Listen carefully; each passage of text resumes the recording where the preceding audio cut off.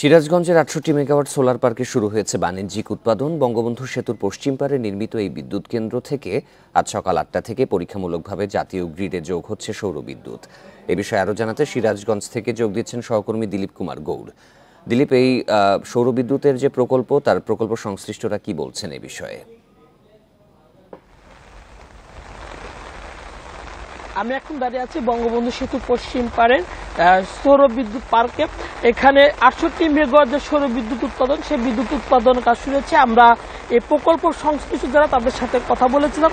তারা যেটা জানিয়েছে যে সরকার রিনিউয়েবল পাওয়ার এনার্জি অর্থাৎ হচ্ছে জ্বালানি নির্ভর কমিয়ে যে সৌর বিদ্যুৎ উৎপাদনের প্রকল্প গ্রহণ করছে, সেই প্রকল্পের অধীনে এটি প্রথম সৌর বিদ্যুৎ পার্ক, যেখান থেকে ৬৮ মেগাওয়াট বিদ্যুৎ উৎপাদন শুরু হয়েছে এবং আজকে সকাল ৮টা থেকে তারা বাণিজ্যিকভাবে এই বিদ্যুৎটি জাতীয় গ্রিডে দিচ্ছে।